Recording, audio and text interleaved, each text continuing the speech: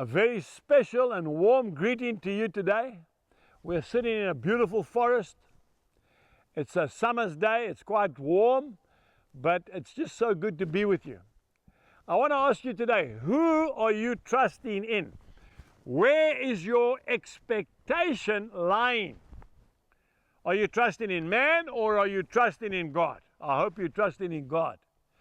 I looked up the Oxford Dictionary to see what the word expectation means. And this is what the Oxford Dictionary says. Expectation is to have belief that something will happen. Belief that something will happen. My expectation, my hope is in what? Is it in your maize crop? Is it in those cattle that you're growing? Is it in your degree that you're going to hope to get at the end of the year? Is it in that marriage situation? Where is your expectation lying? Is it in your health that you're going to get a gold medal at the Commonwealth Games? Where is your expectation? Folks, I want to tell you, I've walked this road a long time. My expectation is in God and in God alone. It's not in man.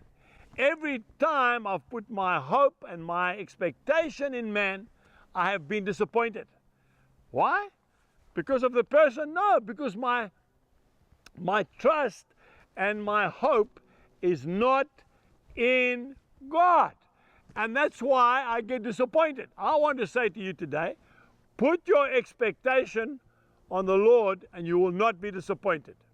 If we look at Psalm 62 and verse 5, the Bible says very clearly, my soul, wait thou only upon God, for my expectation comes from Him alone.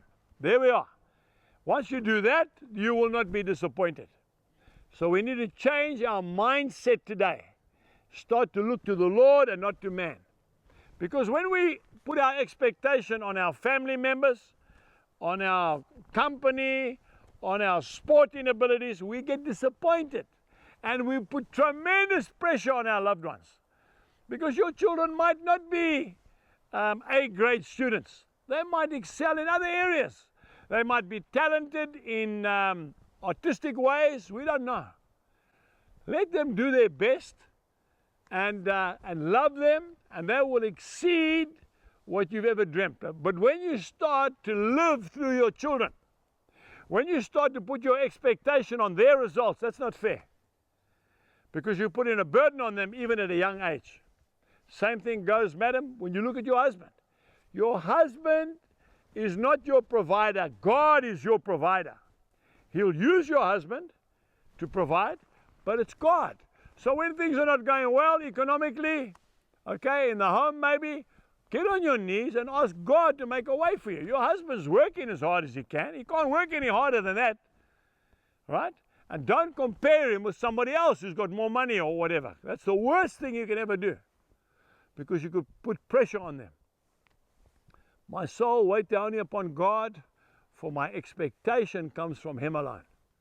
When you do that, I tell you what, you take pressure off your loved ones. You take pressure off yourself. Okay? And all of a sudden, life starts to become a lot more pleasant.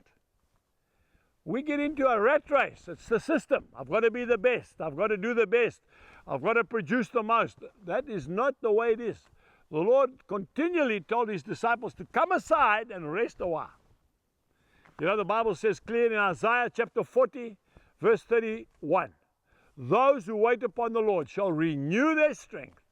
They shall mount up with wings like eagles. They shall run and not be weary. They shall walk and not faint. Our expectation is not on us, it's on God. And I've got good news for you.